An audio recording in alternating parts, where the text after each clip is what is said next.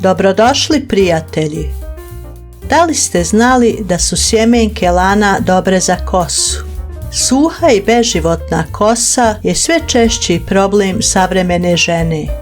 Zagađenja, klimatske promjene, svakodnevno stilizovanje i jaki hemijski preparati vremenom zaista naškode našoj kosi.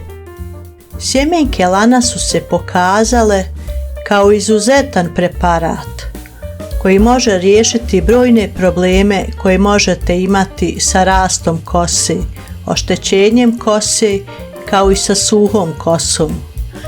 Njegova glavna prednost je u tome što je potpuno prirodan. Prednost je u tome što je lako dostupan. Možete ga nabaviti u prodavnicama zdrave hrane po jako povoljnim cijenama. Sjeme lana je bogato vitaminom B17, kao i vitaminom E.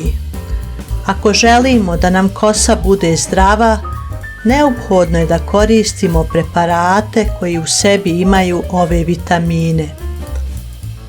To su još i masna ulja, proteini i nezasićene masne kiseline, koji također mnogo znače našim vlasima, jer pospješuju njihov fantastičan izgled.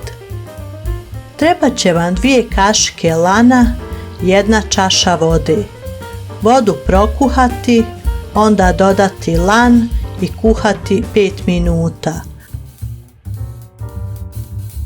Primijetit ćete da je tekstura poput gela.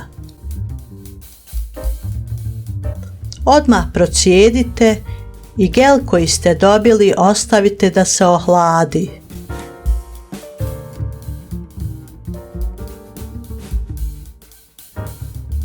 Nakon što se ohladio, dodati 2 kašike maslinovog ulja.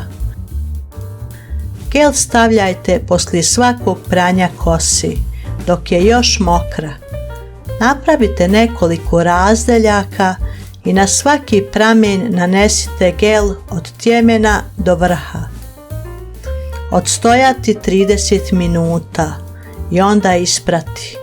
Ovu masku možete koristiti jednom sedmično. Vitamini i kiseline prisutni u gelu potiču rast kose i njeguju je. Ako vam se svidio ovaj video, u znak podrške lajkujte ga ili se pretplatite na kanal. Potpuno je besplatno. Ako isprobate ovaj recept, ostavite svoje utiske u komentaru. Pozdrav!